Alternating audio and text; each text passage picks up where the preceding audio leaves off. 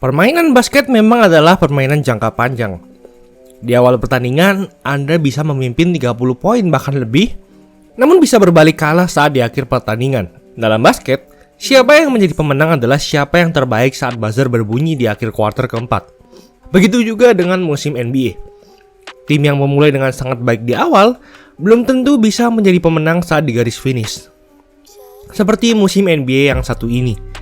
Akan kami bahas dalam episode kali ini, berjudul Inilah Musim NBA Paling Seru Dalam Sejarah. Sebelum lanjut, jangan lupa like dan subscribe ya. Simak ulasan berikut ini.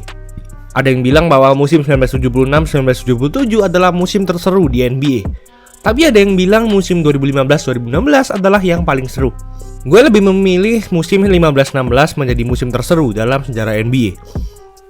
Alasan gue gak milih musim 76-77 adalah karena itu sudah terjadi sangat lama yang pertama. Lalu pemenang mereka adalah tim yang tidak terlalu diunggulkan, yaitu Portland Trail Blazers. Hal ini mirip seperti musim 2004, di mana Pistons berhasil mengalahkan Lakers yang merupakan favorit semua orang. Meskipun Blazers berhasil menjadi juara, tapi kalau juara Anda adalah tim kuda hitam tanpa ada drama-drama comeback, musim ini menurut gue tetap tidak sebaik musim 15-16. Lalu meskipun di musim 76-77 hanya ada satu tim saja yang rekor menang semusimnya di bawah 30, yaitu New York Nets, tapi tim tersebut adalah tim baru dari ABA yang baru merger ke NBA. Jadi sangat masuk akal bahwa mereka menjadi tim yang buruk. Oke, kita langsung bahas musim 15-16. Musim ini terbilang belum lama dari sekarang, sekitar 6 musim ke belakang. Kita bahas musim ini dari awal. Tepat di musim sebelumnya, Warriors baru saja memenangkan juara mereka setelah 40 tahun. Mereka mengalahkan Cavaliers dengan skor 4-2 di NBA Finals 2015. Ini juga menjadi awal Stephen Curry meledak. Di sisi lain, Cavaliers saat itu kalah bukan karena mereka tidak hebat, namun karena saat di final, mereka kehilangan Kevin Love dan Kyrie Irving, dua pemain bintang mereka, dan hanya menyisakan LeBron. Jadi wajar saja kalau mereka kalah. Dari NBA Draft musim ini, totalnya ada 4 pemain yang sudah pernah masuk All-Star sampai sekarang. Dan 2 diantaranya sudah menjadi superstar, yaitu Karl Anthony Towns, Devin Booker, Kristaps Porzingis, dan D'Angelo Russell. Lalu ada juga perpindahan pemain bintang yang sangat mengejutkan, yaitu LaMarcus Aldridge yang selama 9 tahun bermain dan menjadi bintang di Portland Trail Blazers, memutuskan untuk pindah ke San Antonio Spurs. Karena ia sudah putus asa dengan Blazers yang tidak bisa melaju jauh di playoff, serta ia mulai cemburu dengan Damian Lillard yang mulai mengambil popularitasnya di Portland. Spurs di musim ini juga diunggulkan di wilayah barat, setelah 2 musim sebelumnya menjadi juara NBA, dan Kawhi Leonard yang baru saja memenangkan Defensive Player of the Year di musim sebelumnya. Lalu ada OKC Thunder, di mana Kevin Durant yang di musim 14-15 sering sekali menepi akibat cedera kaki. Durant kembali di musim ini dan siap menjadi lawan terberat dari Golden State Warriors di wilayah barat nanti. Thunder juga mengganti pelatih Scott Brooks, pelatih yang membawa Thunder ke final NBA 2012, menjadi Billy Donovan. Di sisi lain, ini adalah musim Kobe Bryant memutuskan untuk terakhir kali bermain di NBA. Karirnya sudah sangat menurun, terutama akibat cedera Achilles yang ia dapatkan saat akhir regular season musim 12-13. Namun ia masih berusaha untuk kembali setiap tahunnya. Dan awal musim pun dimulai. Warriors langsung membuktikan bahwa juara mereka sebelumnya bukanlah karena hoki, di mana mereka memulai musim dengan rekor menang kalah 24-0. Hal ini menjadi rekor tim yang memulai musim dengan kemenangan beruntun terbanyak sepanjang sejarah NBA. Dalam 24 pertandingan ini, Curry mencatatkan 32,5 poin per game dengan field goal 51,8%, tembakan 3 angka 46,5%, dan free throw 91%. Hal ini sangat tidak masuk akal. Ia bisa mencetak poin sebanyak itu, namun dengan efisiensi setinggi itu. Kehebatan ini membuat Curry sempat dibandingkan dengan Michael Jordan. Bahkan ia sudah dibilang lebih hebat daripada LeBron, meskipun LeBron punya kemampuan rebound dan mengumpan yang lebih baik. Mungkin di masa sekarang, kita tidak akan pernah lagi menyaksikan versi Stephen Curry musim 2015-2016 ini. Di salah satu game di musim tersebut, Curry juga membenamkan tembakan ini.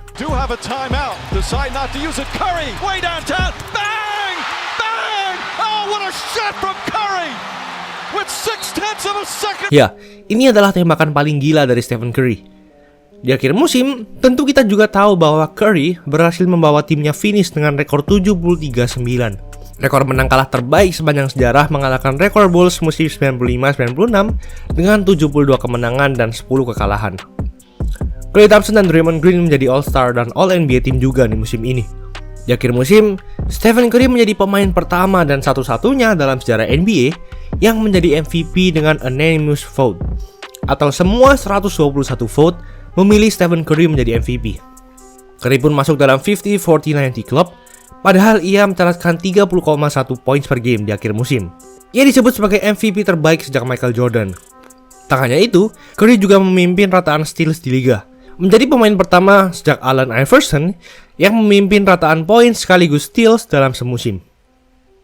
Steve Kerr juga menjadi Coach of the Year. Di titik ini, sudah hampir dipastikan Warriors akan back-to-back champion. Lalu ada Spurs yang berhasil finish di peringkat kedua di liga di bawah Warriors dengan 67 menang dan 15 kalah. Dipimpin oleh Kawhi Leonard yang menjadi Defensive Player of the Year lagi dan All-Star, serta LaMarcus Aldridge yang juga menjadi All-Star dan All-NBA Team. Lalu ada Thunder yang finish di peringkat 3 di belakang Warriors dan Spurs, dibimbing Russell Westbrook dan Kevin Durant. Pindah ke wilayah timur, dua tim teratas finish dengan rekor menang kalah jauh di atas ranking selanjutnya, yaitu Cavaliers dan Raptors. Di tengah musim, David Blatt yang sudah menjadi pelatih Cavaliers selama 1,5 musim pun dipecat, dan digantikan dengan Tyronn Lue, mantan pemain yang pernah di-ankle break oleh Allen Iverson. Meskipun Cavs finish di ranking pertama wilayah timur saat akhir musim, namun banyak orang yang ragu dengan Tyronn Lue. Yang mengejutkan, ranking 3-6 di wilayah timur semuanya punya rekor menang kalah yang sama, yaitu 48-34. Lalu kembali ke Kobe Bryant.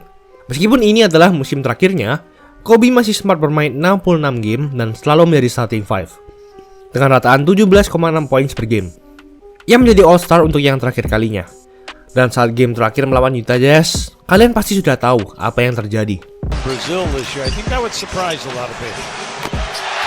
50 here. Bryant going to the basket.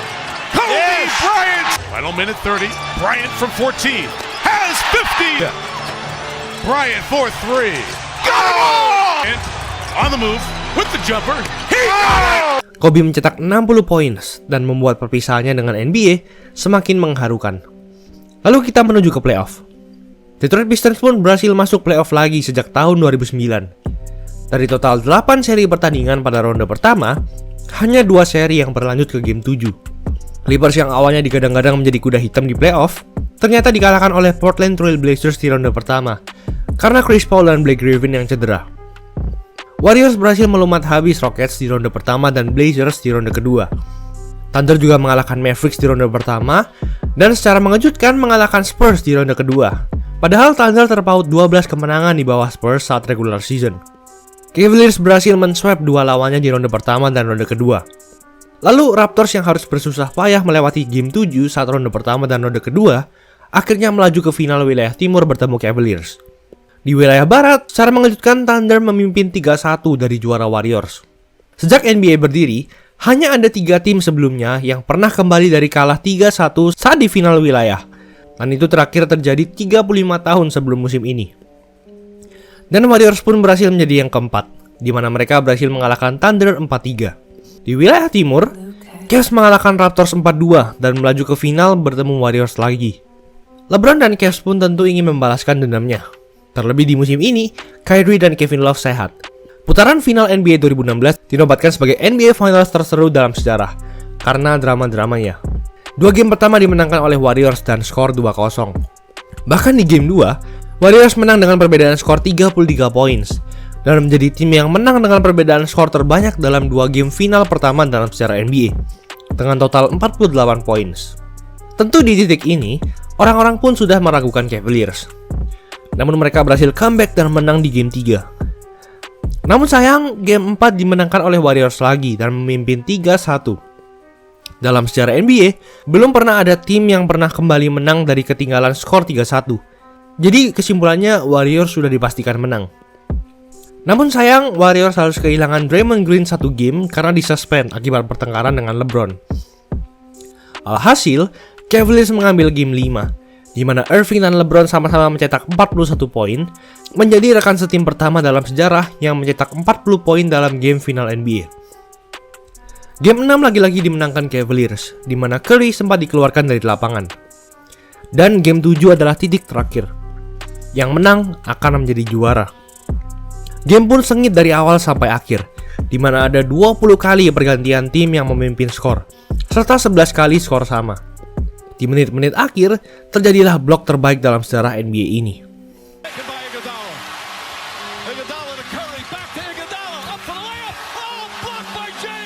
Kalau saja blok ini gagal, momentum akan pindah ke Warriors. Kedua tim sama-sama tidak berhasil memasukkan poin di menit-menit terakhir, hingga terjadilah momen ini. Irving and Curry, one-on-one. Irving puts it up. It's good. Kyrie Irving from downtown. Tembakan ini pun berhasil mengunci kemenangan Cavaliers.